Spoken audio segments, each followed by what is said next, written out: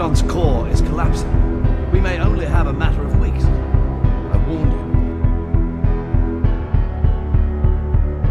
you. Look to the stars.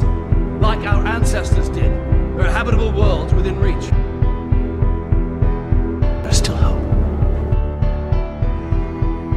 Hello and welcome to episode 9 of the Kryptonian Collection, the monthly show where our venerated Council Vel will gather to discuss, argue, and finally vote on whether a movie should be granted entrance into the illustrious Kryptonian Collection, a list of the greatest films our meager little planet has to offer. My name is Scott Daly, your host and permanent member of the Council. Joining me today is my co-host and fellow permanent member, Matt Freeman. Matt, it has been a very long time since we did this show. Yes, it has. This is one of the most ambitious shows that we do, as it relies on scheduling a rotating cast of different people each episode. So as we embarked on a new endeavor last March, we decided to put it on hold as our schedule settled. But scheduled... Jesus Christ. Okay. But... what? Is this English? Sorry. This is staying in. Go ahead. But settled it has, and we're back now. Yes, we are, and hopefully back to stay. With our new schedule, this show will air on the fourth Thursday of every month. So let's get into it. I believe, Matt, that in order to do this properly, we need a rotating third council member. But who do we have? We have Daniel Freeman, my little brother, and the only one to have the honor of getting their film rejected by the council. Daniel, how are you? I'm doing good. Glad to be back to fight my way back onto this council where I belong. Yes, considering we were rebooting this series, I thought it would be fun to give Daniel an honorary seat on the council, give him a chance to vote, the vote that was taken away from him when he decided to put forth a shitty movie for consideration. But before we get into all that stuff, I think we need a big refresher on the rules because I don't understand. So Matt, you want to take it away and cover the rules? Yeah, sure. I think we have so many new listeners that it's probably the first time some of these people have heard this. So here we go. Each month, a challenger will put forth his or her movie and their argument for including it in the collection. The council and our challenger will then discuss the film in detail, including its merits and any flaws. Once this discussion is complete, a vote will be taken, and each of the three members of the council gets one vote. And if the film receives at least 2 yes votes, then the film is entered into the collection. And at this point, the challenger would also be awarded the third seat on the council, kicking Daniel off and taking his place. The challenger would then join us next month and get a deciding vote in that month's film. If, however, the film does not get required 2 votes, it is rejected and forever banned from consideration. Sorry, Red Belt. Sorry, Red Belt, yeah. Forever. Forever. The challenger, of course, is welcome to come back in a few months' time and put forth a different film for consideration. And speaking of that challenger, who appears before the council this month? This month, we have Michael Grubb, frequent guest host of the Daily Planet podcast, and a guy who usually hates movies. How's it going, Michael? Greetings, your honors. I come before you this week with the nomination to the collection. Oh, I like this. This is so formal. Yes. See, Daniel, this was your problem. You didn't play to us. Nobody told me to play to feeling very flat. I just thought you would like it. Okay, Michael, so what film have you brought forth for consideration this month? Well, your excellencies, I have brought forth the great film. This is all rigged. 12 Monkeys, directed by Terry Gilliam. All right, that's a 1995 film, I believe. Michael, why don't you tell us a little bit about what this movie is about, and then why you chose it for the Kryptonian Collection? Well, 12 Monkeys is a science fiction movie that takes place in a post-apocalyptic future, which automatically gives it points, I think, which has been devastated by some terrible disease. And it's about this convict played by Bruce Willis, who is sent back in time. So it's also a time travel movie, which gives it more points, to gather information about how this virus was created and spread so that the time travelers can stop it and sort of save the world. All right. So why do you think it's worth being in this amazing collection? Well, a mixture of personal and technical reasons. It's one of my favorite films. It's one of the few films that I can confidently state that I enjoy every time I watch it. It's like I said, I really like time travel movies. I really like apocalypse movies. And this movie in particular does both of those things really, really well with a lot of attention to detail. There's a lot of like really things, very well considered things in every shot that brings the whole movie together. All of the actors in this movie, I think, do probably some of their best roles. I would argue that this is maybe Bruce Willis's best role, one of Brad Pitt's best roles. Madeline Stowe has not seen a lot of fame since this movie, but she's maybe does the best job acting in this movie even. So I think it's just a good, well-rounded movie. Lots of great technical things, creepy atmosphere, great acting, great satisfying plot. All right. So before we get into just talking about the movie in general, I thought we'd go around the table to our council members and see, had you seen this movie before and what was your overall impression of it before we get into the details? And Daniel, since you are our rotating member, why don't you go first? Sure. So I really like 12 Monkeys, actually. I saw it a long time ago, probably like early 2000s, and I watch it, every 4 years or so, probably 4 or 5 years. And probably the thing that sticks out to me the most about 12 Monkeys is the music. It's just so like great that it gets stuck in my head, and that's what I remember most about it. But yeah, I really liked it. I like the kind of post-apocalyptic world like Michael was talking about. I think probably I saw it when I was too young, so I didn't really like the first time I saw it. So I never really fully caught on to how much depth there is to the movie, and I was kind of watching out for this the last time I watched it, and there is a lot there too. So I mean, yeah, generally I liked it a lot, and I think it's a good movie. All right, Matt, how about you? Yeah, I mean, I saw this movie a long time ago. I've frankly always loved this movie. In fact, I might go so far as to say this is one of my favorite movies. Spoiler.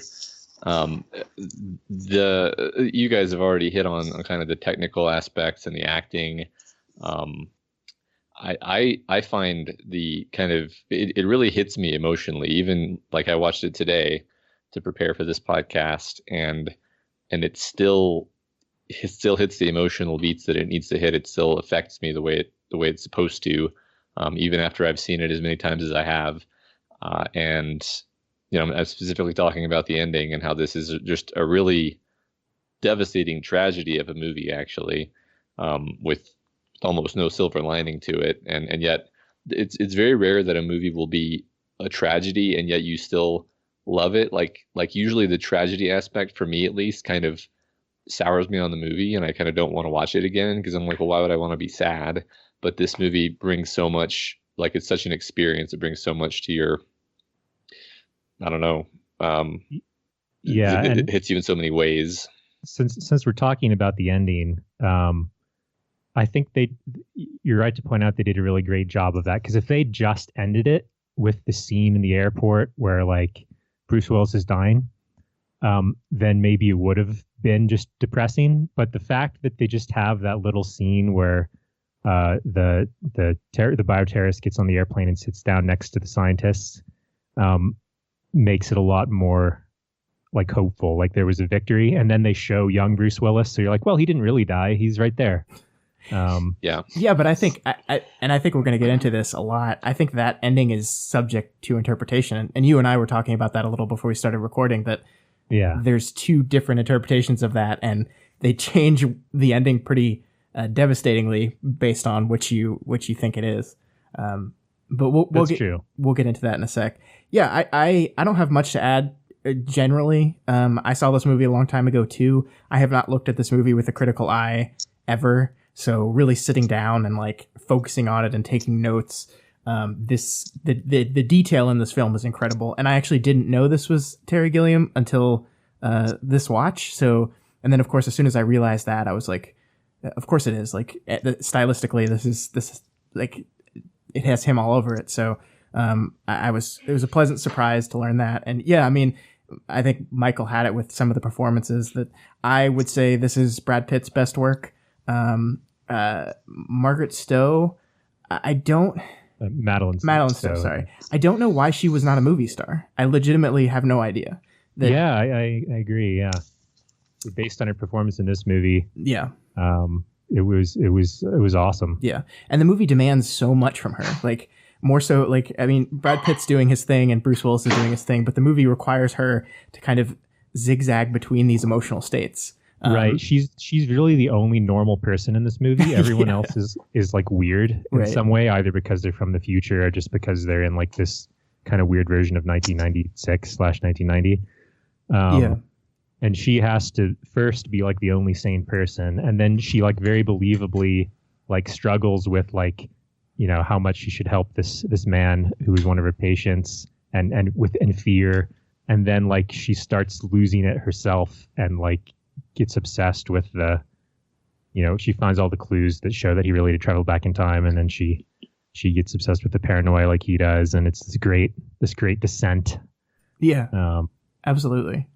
And so I guess the place where I think is a good place to start is the beginning. And one of the things we all kind of touched on was the directing in this movie and how detailed it was and how every scene is just packed full of stuff. And what I wanted to talk to you guys about first is the first time we see the world of 2000 and was it 2036, I think, maybe? Something like that. Yeah, something like that. The world of 2036 and how it almost directly compares to the world of 1990 where Bruce Willis first travels back to it, and how Gilliam uses the specific language of cinema to tie these two worlds together very specifically. We have repetition of beats with him being scrubbed down in the shower. We have him talking to the psychiatrist and talking to the scientist. We hit these beats over and over again, almost as if to say it first of all kind of makes you suspicious to think, is this all really in his mind or not? But then it also just shows, you know, how like humans are living underground and everything's destroyed, but how different is life in the future versus life in the past? So that's a great trick he uses, because like part of the thing with going back in time that they explain is how you need a strong mind. It's not good for your mind. And Bruce Willis, you know, sort of, you know, acts a little bit insane, but a lot of it is communicated through all of these similarities. Like you're saying, you're not sure if he's imagining this based on what he knows of the future. There's the weird voice guy who comes in, who you actually never know if it is in his mind or not. And a lot of things you watch the whole movie and you're not really sure how much of it was in his mind and how much of it is real. But it's not like a total cop out where the end reveal is like, oh, he was insane the whole time and none of it was real. Like definitely most of it was real, but all of the details are super ambiguous. Yeah, it's interesting you say that, because I actually, when I was hunting around on the internet today, I saw some people who interpreted the movie as this was all in his head. And I think for that to work, you have to say that 90% of the things that happen were all in his head too. Like, I think the movie goes out of its way to confirm the time travel aspect to both you and Bruce Willis multiple times throughout the film, with the kid in the well, with the bullet in his leg, all this stuff. So in order to actually believe that the whole movie is in his head, you have to believe that every single one of those beats is as well. And I just think the point of the film breaks down at that point. So. Yeah. I agree. I think it kind of robs the story of its message, because you have this whole beat about like the future not really being any different than the present, right? And if that's all just like a fabrication of Bruce Willis's mind, then that's boring. Yeah. And you can't always do that. Like at the end of a movie, if you go back and say that like everything was a dream, it's like super unsatisfying. But you have to. You have to maintain everything that's real, and if there's a reveal, that has to like add something to the previous bit of the movie. You have to, like, if you watch it again immediately, everything has like a new context based on the ending, which is what this movie does well with like the airport scene and so forth. Yeah, right. Speaking of like around that part, like it doesn't work emotionally, because for most of the movie he's trying to convince her and kind of like the viewer and kind of himself that he's not crazy, or at least he believes he's not crazy. And then there's the moment where he actually starts to believe that it's all in his head, and they bring him back to the future. And it's like especially weird, and it's especially easy to believe that this is a hallucination, because they have like the painting and they're singing to him. Yeah.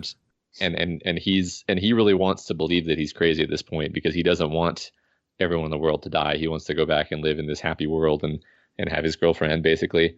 And then that's the moment when the movie takes that away from you. And that's actually what's gutting about it, is that he has this hope that, thank God I'm just crazy. And then that's robbed of him. Right. She's the one who now believes him. Exactly. And it's perfectly woven into everything that's going on in the story, because the point where he thinks that he's crazy and then you start to think that he's crazy, Madeline Stowe, who he's been trying to convince he's not crazy, now thinks he's not crazy and now is trying to convince him that he's not crazy.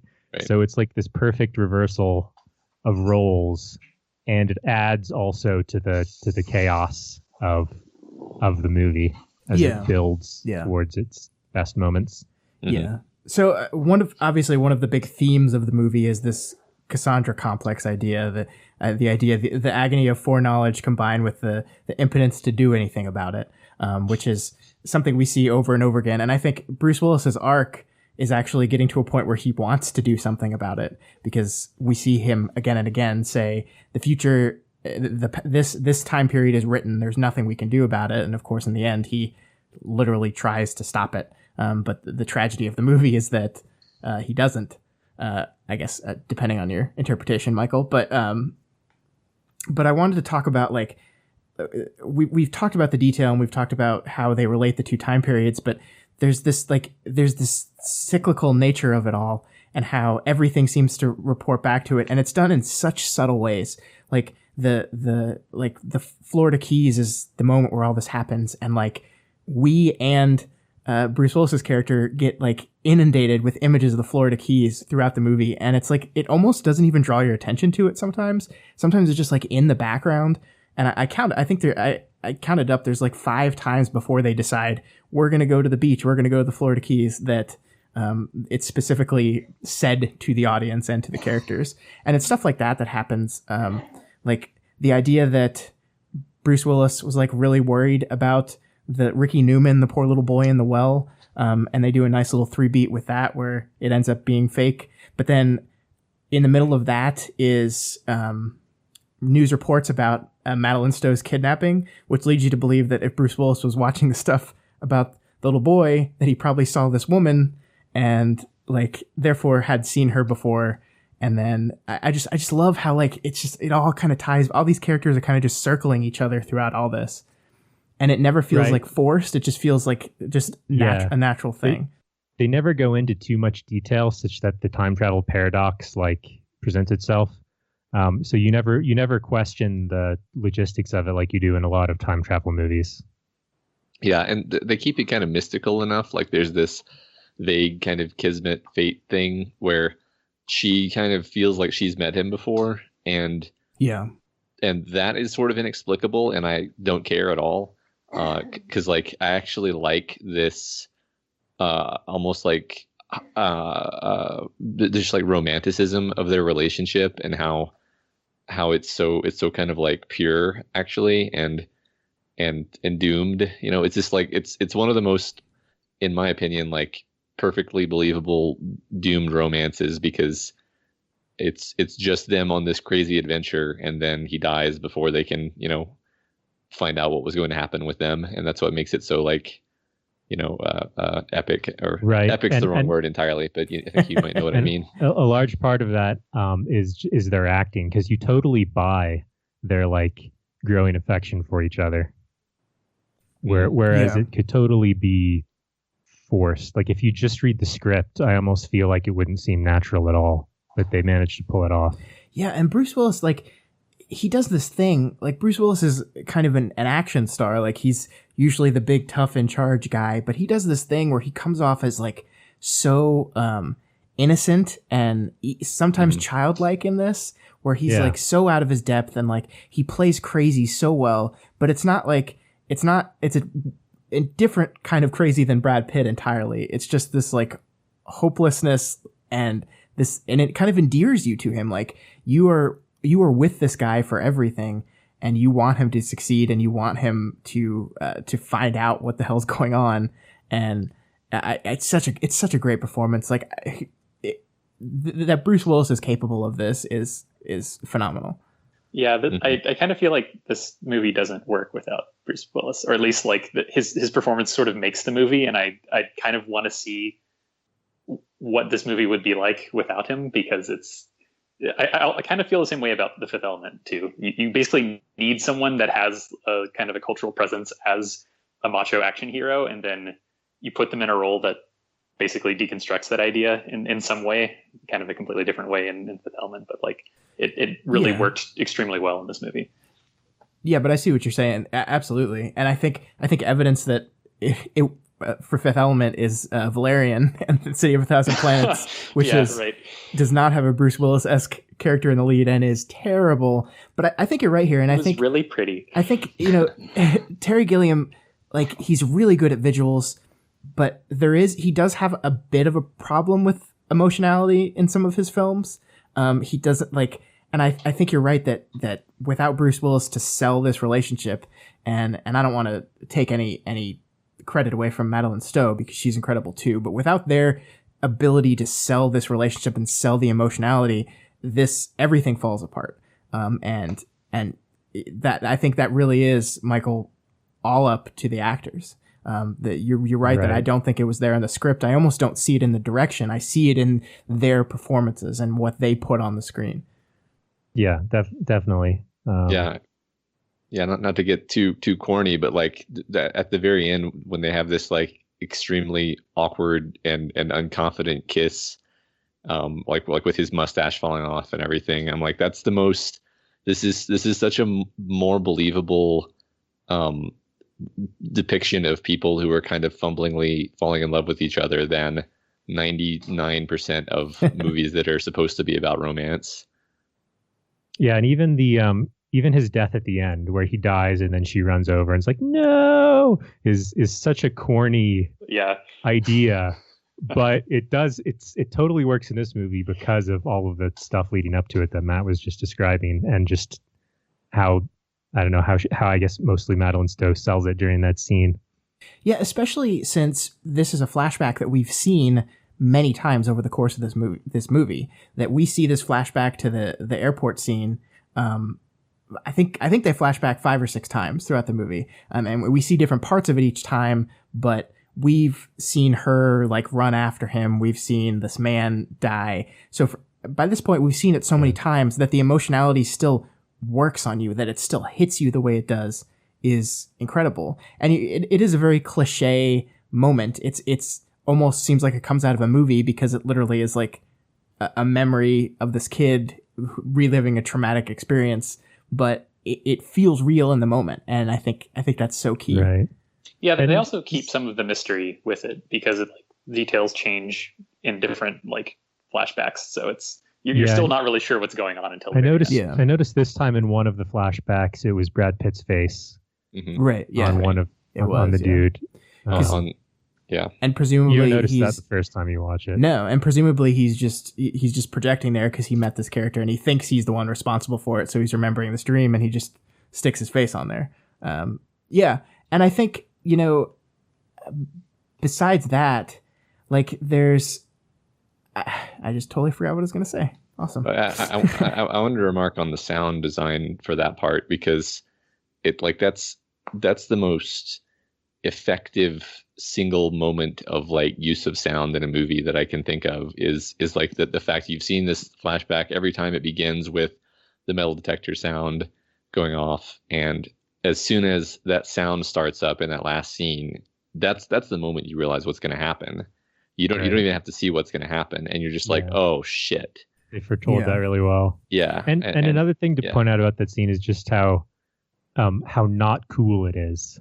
Mm-hmm. And how they like completely resisted the urge to make, Brad Pitt's character like, confidently stroll through security and pull out his gun coolly and like make several shots. They're fumbling, they're arguing with the security guard in a really uncool way. And he kind of fumbles his way through the metal detector and then really unskillfully tries to line up a shot with the gun. He doesn't know how to use that well, and then gets shot. And it's not glorious at all. It's not like a glorious, I died protecting everyone scene. Like he fails, doesn't work. And that just makes it way more human than I feel like a lot of Hollywood people would make it. Yeah. And it's this idea of inevitability, right? It's like, this was always going to happen this way. And that's what we were all leading to. Like, everything was always going to happen this way. The idea that the 12 monkeys were responsible for all this is only because the idea that the 12 monkeys were all responsible for this, because that's what they thought, because they got the message. The message was sent because that's what they thought. And that's this cycle of this. And I think that gets us into the ending. And I want to talk about this for a little bit because I think Michael might have a different interpretation, at least than me. So like we said, the end of the movie ends with the guy who's the real bad guy, because the 12 monkeys themselves were all a false, like, ineffective, stupid organization that just freed animals. And the real culprit is, I forget who he's played by. That guy's a really well-known actor, and I can't remember his name now. Is he? Anyway, so the guy who's actually responsible for everything gets on the plane, sits down next to a woman who is Jones, one of the scientists from the future, and they're talking about how the extinction for mankind is coming, and she agrees with him and then says she's in insurance, and then that's the end of the movie. So, Michael, your interpretation, and correct me if I'm wrong, is that this was a signal that they've broken the loop. They found out who's really responsible for this, and that's an indication that they're going to stop him and find a cure. Yeah. Well, basically, I feel like the main point of Bruce Willis's mission was just to figure out the origin of the virus, and her showing up there, seeing her on the airplane with the guy and kind of confirming in conversation the opinion about, humans don't deserve to live or whatever was said, was kind of showing that victory. And what exactly happened next, I don't really think matters. Like, either they go back in time again and kill this guy, preventing this whole thing from ever happening, or, they take the virus back to the future and cure it or something, which I think was that your interpretation? Part of it. I'm actually much more negative on this, but I want to hear if the other guys have a similar one or different. Matt, what do you think? What was your interpretation of that ending? Yeah, so I think for a long time I wanted to believe that she was there to stop him, and I think I've come around to the idea that she was actually only there to get a pure strain of the virus so she could go back to the future and they could use the pure strain to create a cure and eventually retake the world with the remaining 1% of the population. And in fact, I was looking this up today because I was like, what is the consensus on this? And I came across this great line of just like, she says she's in insurance, and one way you can interpret that is like, oh, she's the backup plan, but it's like, well, there was no first plan, so that doesn't make sense. But really, insurance means compensation for those who have lost something. So the compensation is that she gets the virus, and the people in the future get to live. That's so yeah. I guess I have the more pessimistic view. I didn't know there was a more pessimistic interpretation than that one.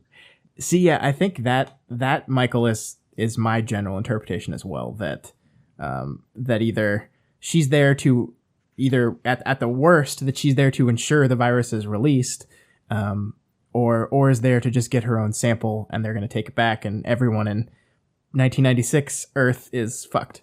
I mean, I don't see that as a bad ending, actually. Like bad as in depressing, or bad as in well written? It's still positive because I don't think there's any hint that she's ensuring the virus is going to be released, because there's no point in doing that, because the virus is obviously already released, right? So right. Why would you go back and make sure the same thing happened? But if she's going back to like get a sample of the virus to save the people in the future, then that's also pretty hopeful and makes sense from a time travel perspective, maybe, of like not wanting to completely destroy a timeline. Which might be what happens. I think this is the sort of time travel where it's just predestined. Like I don't think there is any like textual evidence that the past can be changed in this sort of. And I think actually what the movie is doing is saying that pretty explicitly, that this is the way things were always going to happen. And Which I respect in a movie. Yeah, and because they hardly ever do that. Because even in their attempts to change the past, they trigger the very thing that happened already.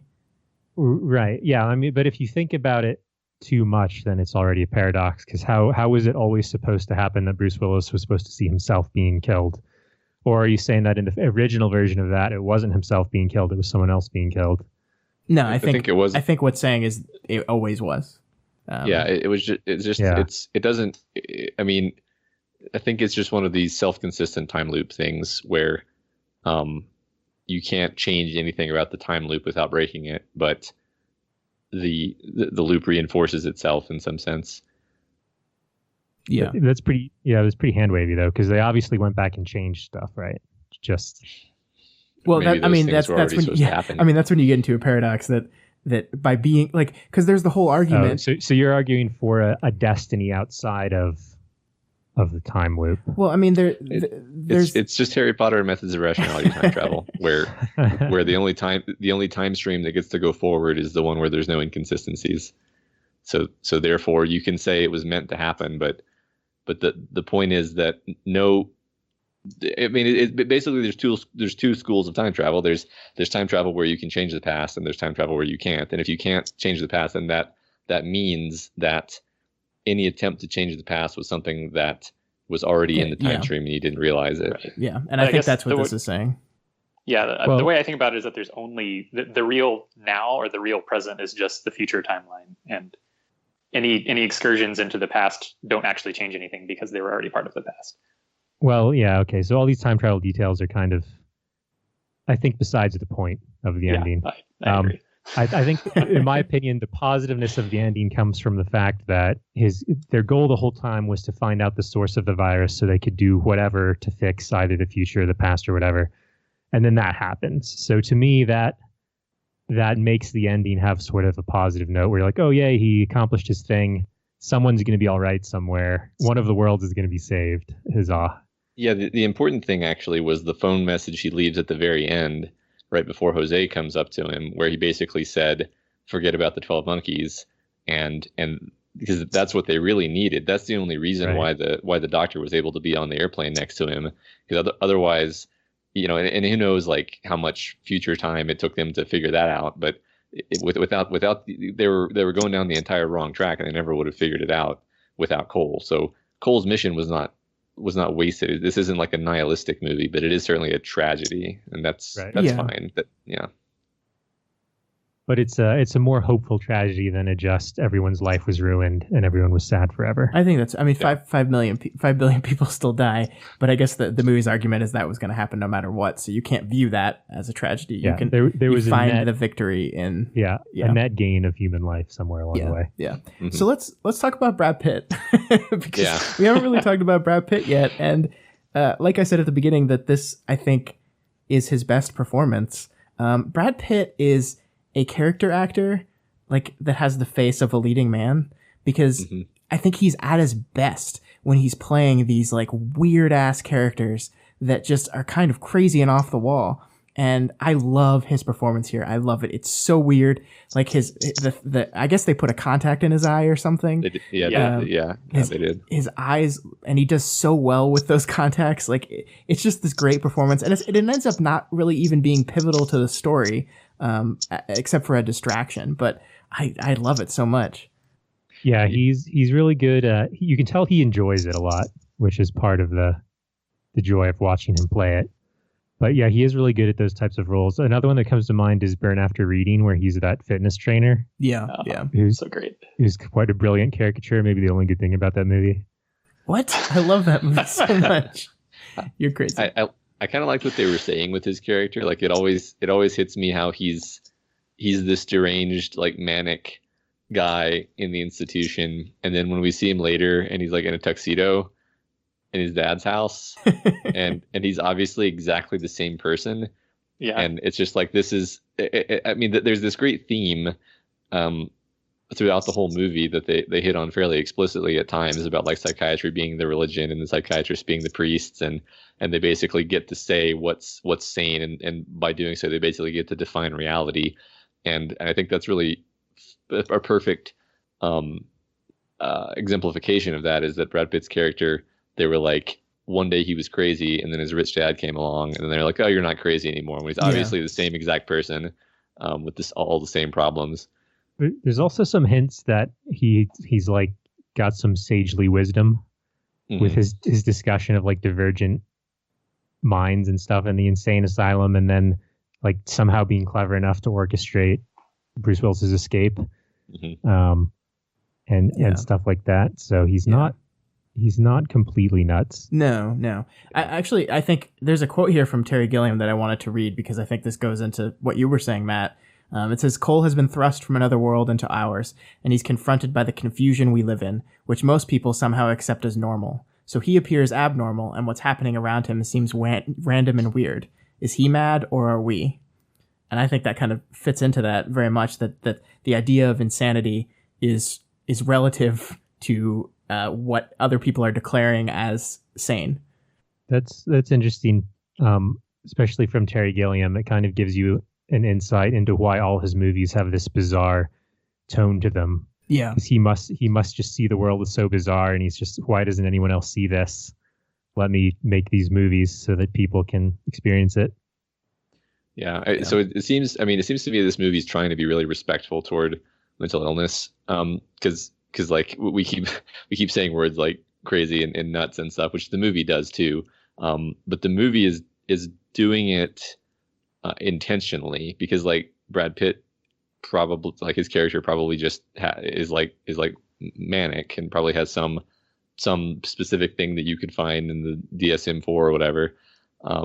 But like he's inconvenient for society is the point. So he goes in the same cage with the guy who has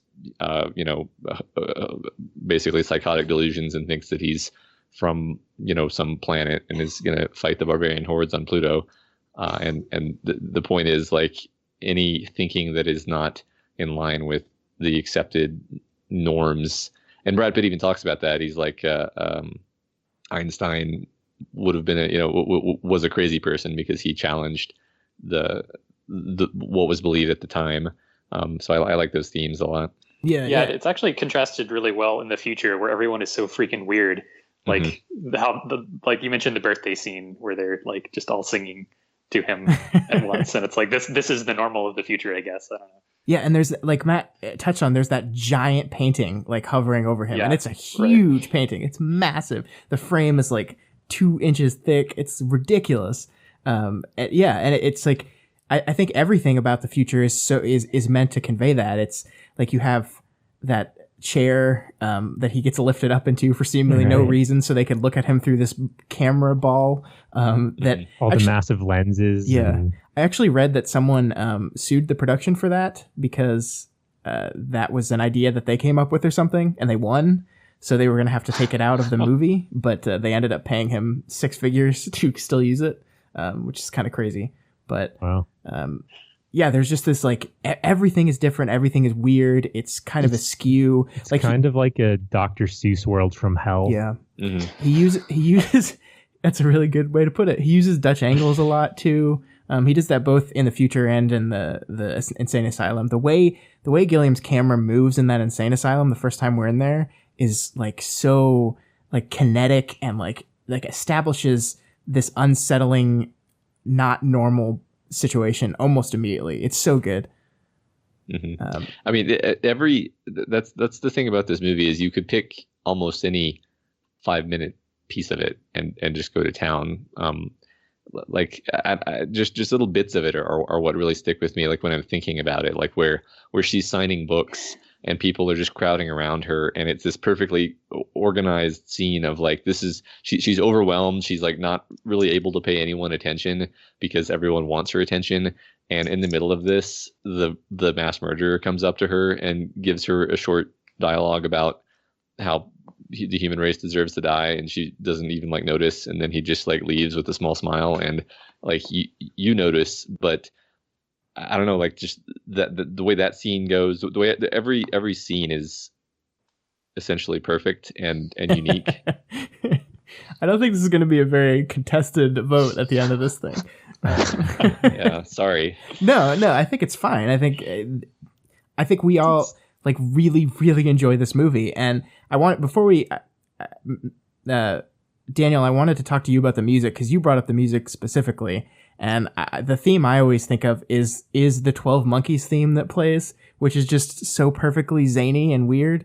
I like that so much. Like that's when I think of this movie, that stands out to me the most, is this very specific theme, this circusy kind of theme that just gets dropped in randomly whenever you're around Brad Pitt's character or anything to do with the 12 Monkeys. Yeah, I don't really know what to say about it other than that it's so uniquely this movie, and it you know, like you said, it just kind of encapsulates that crazy offbeat feel so well. I don't, was it even written for this movie, or was it just something else that they pulled? I don't actually know. I honestly don't know. Yeah, it evokes like a crazy, creepy Stephen King carnival or something. Yeah. So good. So does anything have any negative thing that they can say about this movie? If I must play devil's advocate, I can. Please do. I found a time loop inconsistency, but Daniel, you go first. Oh, sure. So I think the plan was really dumb, like to send a sort of mentally unstable convict into the past to try and figure things out. Like in terms of like sitting back and trying to design a plan to save humanity, like what they ended up with was left a lot to be desired. But okay, so interesting. See, I thought that in the future, like they had pretty much everyone in these like rat cages for basically no reason, and if Cole was actually a violent person in the future, it was because the future was a hellhole and he was probably like committing some justifiable act of violence. I did not have the impression that he was actually a mentally unstable person who they were sending back. Right. No, I agree. I think the future is supposed to be kind of a hellhole, but like, why not send someone more stable than like he's clearly like, it wasn't clear to me that he was made insane by going back in time versus he just kind of being in a really horrible place in life because the future is horrible. I think you're right that if you just look at the script objectively, it's like, well, that doesn't make any sense. But I think because of the way that the future is designed as being so bizarre and weird, you never really question it when they just say things like, that's why they chose me, because I can remember things. And then that actually like comes into effect several times in the movie where he like repeats word for word something someone said and that was important. So they actually do kind of justify it to you that this was the right person to send back, while also making you not question it too much because everything is so zany that you don't really have a frame of normal. But like just imagining sending like, you don't want the person you send back to immediately end up in a mental institution, right? And like, well, I feel like that could have been avoided. And I think you can try to hand wave that away and say that's a result of the time travel itself. But I think there's something to the fact that he was not fully there in the beginning either, because he is an extremely violent person. I mean, they get attacked in that theater and he kills that guy. Like he just flips out and murders that guy. So there is something to be said that, and it could be a result of witnessing that the murder as a young kid, that he kind of became unhinged at that point. But I think there is something not normal outside of the time travel stuff. Something not normal. It's clear that the time travel has an effect though, because like when he's first introduced in the present, he's like drooling. Yeah. Oh god, that's such a good scene. Like he plays that so well. I think he's drugged also. Yeah. Has he already been drugged at that point? Yeah. So isn't there also an implication that like all of the homeless people on the streets are basically failed attempts at sending people back from the future? Yeah, he does run into several people that say, I mean, he runs in specifically to the guy that calls him Bob. The voice he hears in the future is that guy who rips out his teeth in the past. And the preacher is like, you're one of us. Yeah, and several people recognize him or say that he's one of them. So I think there is something to that they've just been sending people back, and some get stuck there, some don't. So just to continue my trend of trying to apologize for this error, I think it's possible that they're just poorly socialized. Like they're from this violent hellhole future, so they get back in time, and they don't understand what the hell's going on. And the police approach him, and they're like, "Excuse me, sir, you're acting crazy." And then they like attack the police because that's like what you would have to do in that situation in the future. Yeah. And, I think that's fair. Yeah. And there's also I buy that as an explanation, but like I wish that had been made more clear. Yeah. And I think to stick with that, I think like to any of us staring at the sky on an overcast day in Pennsylvania and saying, "Oh my God, this sky's beautiful," and like spinning around, enjoying it, looks crazy. But to a person who hasn't ever seen or breathed in actual air, that's a completely normal response. So I think that goes into that idea that these people just like coming to our time where we accept all this stuff as normal, as Gilliam said himself. Everything he does seems abnormal, no matter what it is. Yeah, and I think a lot of this can't be explained without removing a lot of the necessary mystery of the future. Like that's played repeatedly to make it sort of seem like you don't know if he's crazy or not. And if you very explicitly lay out like the rules of the future in the movie, then that illusion is shattered. So I understand why it's a little kind of fuzzy on the details. Yeah, it's a weird Terry Gilliam world at root. Yeah. So my tell me, I may just be missing something, but at the very end he leaves the phone message, and like there's no reason that the future and the past aren't like tracking each other in time. Right. So there's no reason like they couldn't have figured that message out and then sent someone back to a prior point in time. Like they didn't have to send Jose to confront him right as he was walking out of the phone booth. They could have sent Jose before that. And also, like, why do they give him a gun? Because that part clearly doesn't work anyway. But I think you're just supposed to kind of believe that maybe this is several iterations of Jose or something going back in time, and this is just the way it had to work out. Mm-hmm. Yeah, I mean, there's some people online, and I don't agree with this theory, but there were some people that said that they were like literally doing this to ensure that the timeline happened in the same way. Like they specifically sent Cole back because Cole was the one that was sent back, and they specifically sent Jose at that point to give him that gun because at that point in the past he had that gun. And I think that confuses and breaks down the timeline stuff. But I think it is one of those things with any time travel. If you look at it for too long, too closely, you're going to be able to pick it apart. Paradoxes. But there's another interpretation of the ending then, kind of based on how you just use the word ensure again. Like maybe the plan was for Bruce Willis to kill him, and then the scientist was the insurance in case that plan failed, which it did. That's how I originally interpreted it, but like when I watched it, 5 years ago or whatever. But I think I more believe the there's only one timeline, and she's just getting the virus antidote because I don't know. It just seems that the movie has spent its entire runtime trying to enforce that idea, and by having everything happen the exact same way it happened in his dream, it seems like that's what we're learning at the end of the movie. Because, like Matt said, like now that they know the actual vector for the virus, they could just go back in time to any time in history to stop that guy from doing that. Right. They could kill him as a baby if they wanted to. On a more like meta level, though, I've never. This is one of the very few movies where I actually care about questions like this. Yeah, right. It doesn't matter. Like we're discussing this, and it's clearly kind of important to all of us that we have that we have the correct interpretation of the ending, and it reminds me a bit of like the Inception top scene where everyone wants to know the answer. What's funny in this case, I think there is actually an answer that was intended, whereas with the top, the intended result was that you be left in a state of tension. Yeah. And that you not get that answer.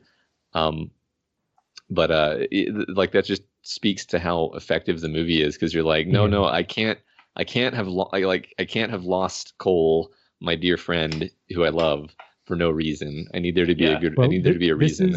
This is the good version of that type of ending, because it, no matter where your mind went, because your mind wanted one ending or another or whatever, it feels like the ending, even though it may very well have been designed to just, be completely open to interpretation. Whereas the top thing is like specifically not showing you the ending. It's not like an ambiguity of reading the ending. It's like specifically not showing you. So that's a lot more frustrating than the 12 Monkeys type of ending. Yeah, but I like them both. I like ambiguity in endings as long as there's enough there to support either interpretation or any of infinite interpretations if possible. I like the idea that a filmmaker wants you to draw your own conclusions from the thing and does not want to tell you specifically what it was. And I like how, we had this whole conversation about this and whether it was a positive ending or a negative, and if it was shady or not, if these doctors from the future had everyone's best interest in heart or not. And I like that we can have those conversations, that the movie isn't afraid to tell us. It's kind of like, is Deckard Cain a replicant? We don't actually ever need an answer to that question. It's more fun to each have our own personal answers. He's not. I mean, I think the problem is that the answer that has the most support is kind of the saddest, even though Michael thinks it's kind of hopeful and that they're going to now they have the cure to the virus and everything. It's still really sad. Like Bruce Willis's entire life is essentially this kind of closed loop stuck in time where he just gets beat up constantly and thrown around through time travel loops and then gets shot in an airport, and you can't change it ever in the end. Like that's so depressing to me. Like I wish that it was the scientist at the end was like the insurance to kill the virus guy, but he already opened up the virus canister thing, so it's like right. It's already over. Yeah. So I mean, I think I don't know. I think you and I agree with Michael's interpretation that at least something seems to have come good out of it. But yeah, there is the other half of that coin, which is that Bruce Willis, this is it. This is all he can do. He can never really have a life. Madeline Stowe, his love, is doomed. She's gonna die. Everyone else is gonna die. Like, so yeah, it's a victory. It's a victory for humanity. I mean, in the guys are in the long your run, personal connections to characters. I mean, you're right, because the movie tells us that, like, the movie starts in the present being 2035 or whatever, and everyone's already dead. So, and I mean that's one thing that's really interesting that I noticed this time. I don't know if I've noticed it before. Is like when Jose is like, I can't believe you cut out your teeth, man. You got a pardon. Why would you do that? And like it's like startling in that moment to us, because like for Jose, the future, quote unquote, is the present, and Bruce Willis is being an idiot trying to stay in the doomed past. Basically killed himself the moment he took his teeth out, because now no matter what happens, he's going to die of the plague. But Bruce Willis is at this point where like he just doesn't want to go back to the future no matter what. Yeah, but you could still find tragedy in that he said specifically, I want this to be my present, and that is denied of him. He cannot have that. That's certainly true. Yeah, that's a very beautiful like sentence right there. Like I want this to be my present. It's great. Yeah, it's great science fiction right there. That sentence can make sense. Yeah. So I also gleaned from what you were saying that maybe you believe that the taking the tooth out actually did something, because my interpretation of him taking his teeth out was just that was him going insane, and there was no reason to do that whatsoever. Well, when Jose confronts him, I think Jose confirms. He's like, really? Yeah. He said, "Why'd you take your teeth out, man?" Like, just like, oh, that was an insane thing to do. I didn't really get the impression. I think it's been established that they can call him back at any time, right? Because they do it. Yeah. So if they really needed him to come back, or were trying to get a hold of him, as Jose says they were, then why didn't they just take him back? Because he wanted him to die anyway, right? Maybe. Well, Jose says that right after he says like you got a pardon and then you fuck with your teeth. I think that's the quote. Like a causal connection between those two statements. Yeah. But that's interesting. That at all. I picked up on it as like a specific hint that, like a hint in the other direction that Bruce Willis was actually, that was something that he had imagined that he had just done because he wasn't sure what was going on. Yeah, that's a good segue, because before we get to the vote, I want to talk about that guy, the crazy homeless man without the teeth that calls him Bob and speaks to him We hear him specifically outside of his cell. We hear him when he's in that weird room with the birthday celebration, talking to him there. And we kind of see his shadow move past like the kind of see-through walls in that area. But then we see him in the past, and then we also think we hear him in the bathroom where it's not him. So do you guys have an interpretation on who this guy was and what this was saying in relation to the theme of the movie? I think it was just like an inner voice. I think it has to be. Yeah, I don't really have a clear idea. Because I think you're right, because when he runs into him in the past, the guy talks to him like he knows him, and then when Madeline Stowe runs into that same guy in the past, she has no idea what he's talking about. And it's easy to write that off as, but she was there when he was talking to her, right? I mean, she heard it too. She didn't make any indication that like she understood whatever he was saying in the same way he did, right? Yeah, I guess that's true. Yeah, it's interesting. So he could have just been hearing whatever he wanted to hear in that moment. I think, I mean, because I think there's a balance in this movie of him actually going insane and then the real time travel stuff, save the world stuff that was going on. Well, and we get multiple indications of him imagining things. Like we already said, in one of his dreams, he put Brad Pitt in the role of the guy. But then there's also this weird moment where there's a guy, I think in the insane asylum, that has a different face.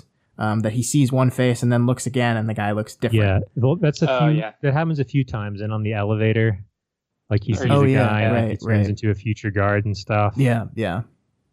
So I feel like the voice was way more explicit than any of those other things, though, which is the only reason. Like I think it's. So what's your interpretation of it? What's its purpose in the film? I feel like it's meant to kind of give a general aura of ambiguity about whether or not he's going insane for real or for knots.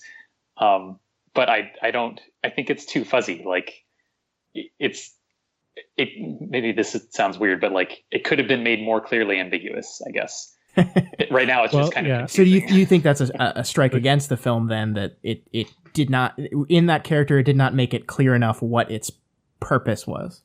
I think so, yes. I think that might almost be the point, if I may, is just like when you're watching it, you're like, what's up with this voice? This is weird.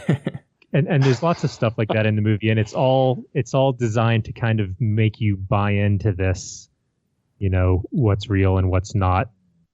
Bruce Willis being in Bruce Willis's head as his head gets, you know, fucked with all these different atmospheres blurring together and stuff.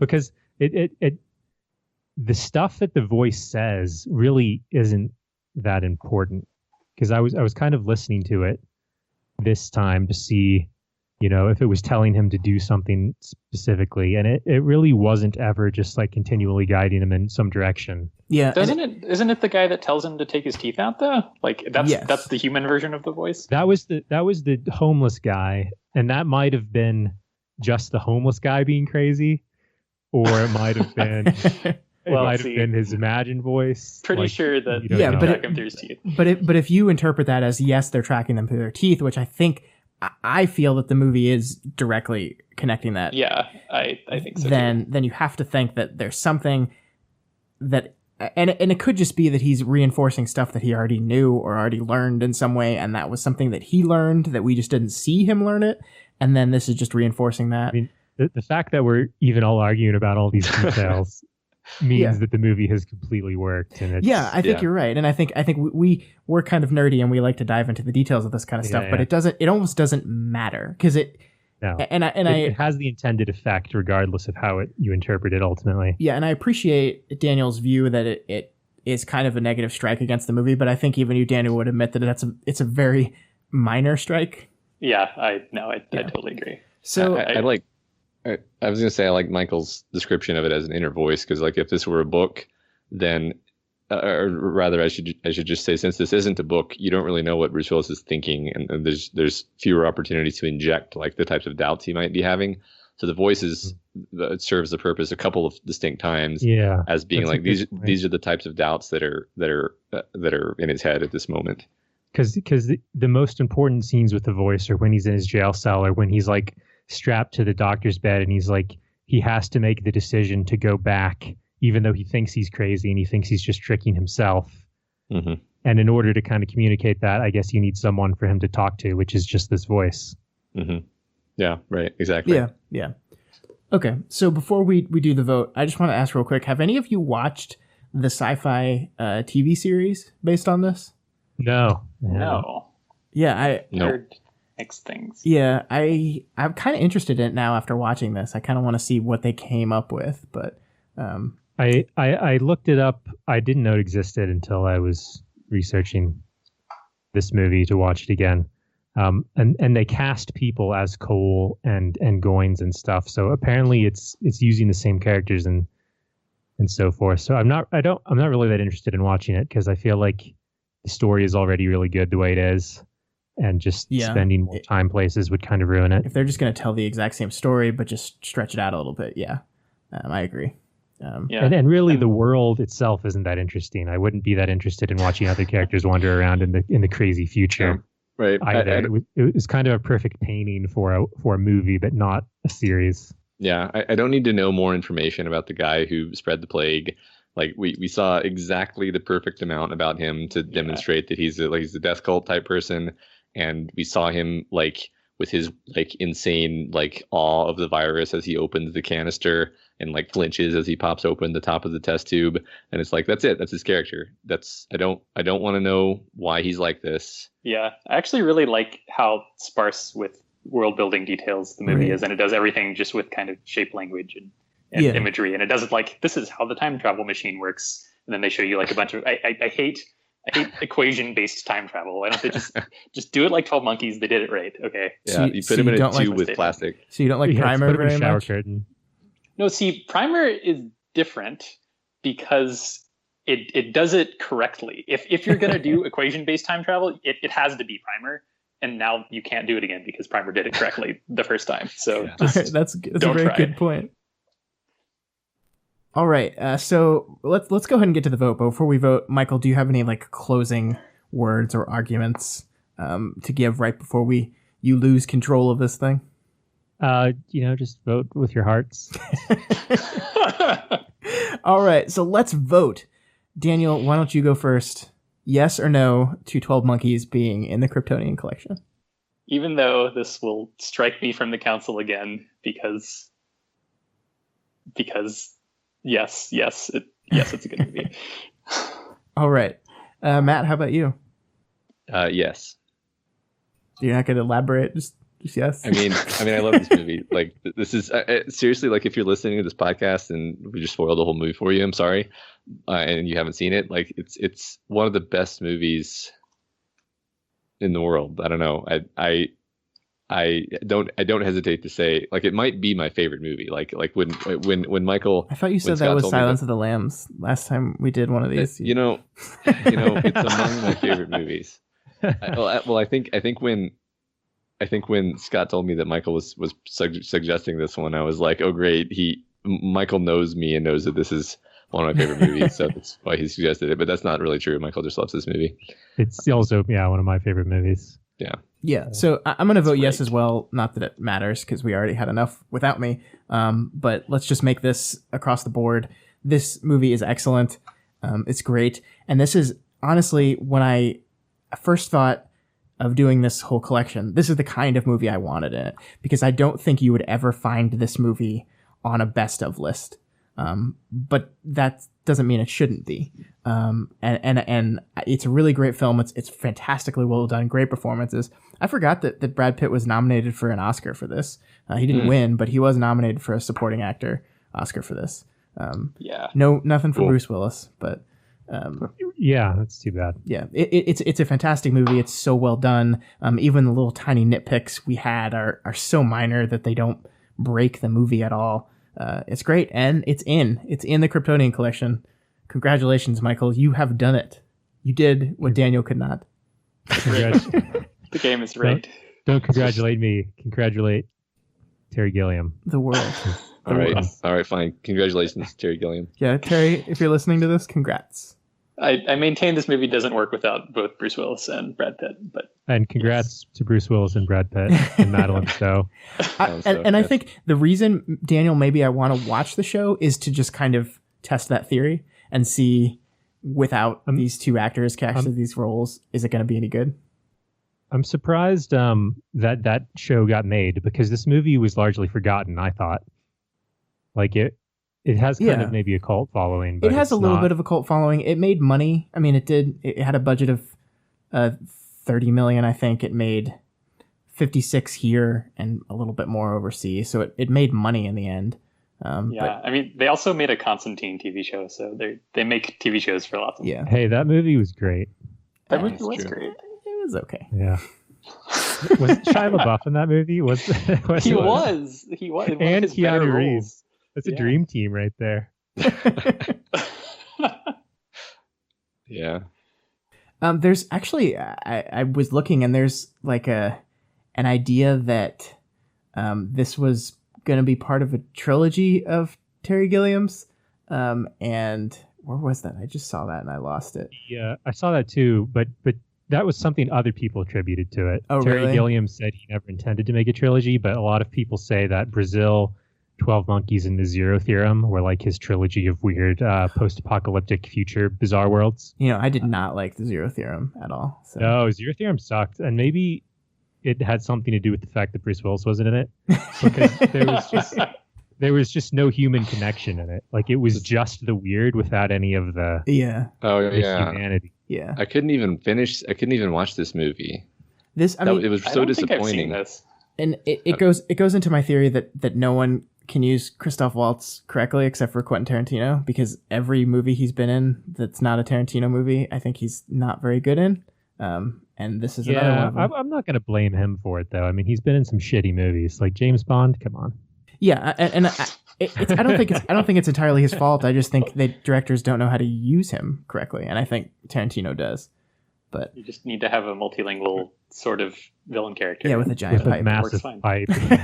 Well, I think the script for this movie just sucked. I mean, like I'm glancing over the Wikipedia and I'm like, yeah, the plot makes no fucking sense. It's not mysterious. The 12 Monkeys script is extremely tight. Like, you could probably just read the script and you would get all of the thematic stuff and all of the moments, and you'd be able to follow it. This is nonsense. So sorry, Zero Theorem. You do not get to be on the collection. Yeah, no, we're not even going to let you be nominated. I appreciate Terry Gilliam's vision of things, but really, I haven't seen all his movies, but I think 12 Monkeys is the only one that I'm really, really like. I really like Brazil. I think it's a really good movie. In fact, I might go watch that after this. But all right. So that's it. That's all we have for this month. Next month on the Kryptonian Collection, we have our very special episode 10. And for those of you that are first-time listeners, every 5 episodes, meaning one time, we did it one time. One of the permanent council members, being Matt or I, get a chance to take on the role of the challenger and put forth their own movie. So last time I did the Wachowski Speed Racer, one of my favorite movies ever, and it made it in with I think a 2-1 vote. Actually, I think that was all 3 of you. You guys loved it, and I was so happy. But Matt, do you have any idea what movie you're going to put forth in September? No. All right. Well, you will be thinking on that, and we will make sure to announce that before, but that it'll come out the 4th week in September, so a month from when this drops, and it'll be great. I think we're going to have both Daniel and Michael back, since we need someone else to vote in Matt's place, since he can't vote this time around. But knowing you, Matt, it's going to be a very interesting movie that I hope is better than your brother's. Wow. Did I get in? Someday, Scott. Did I get in 3 digs? I was trying to get at least 3 throughout the course That was a nice 3 beat right there.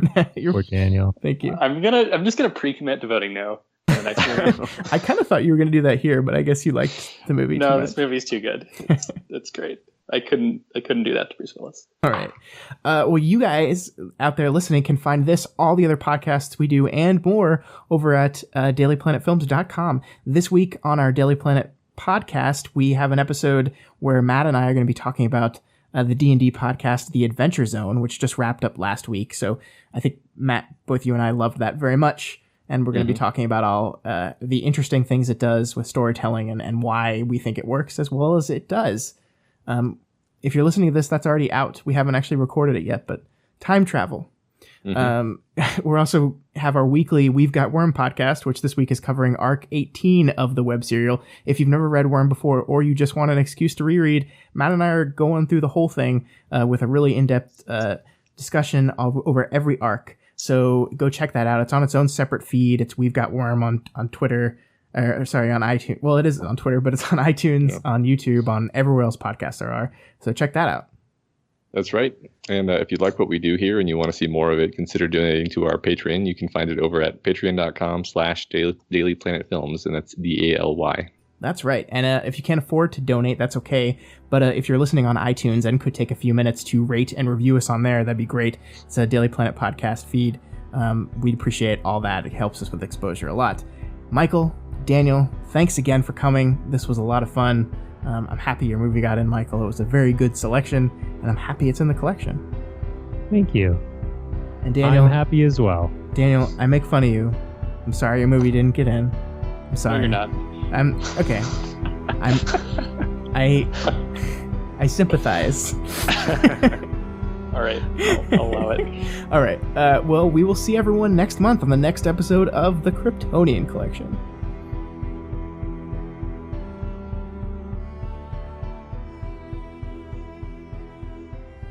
This discussion is terminated. The decision of the Council is final.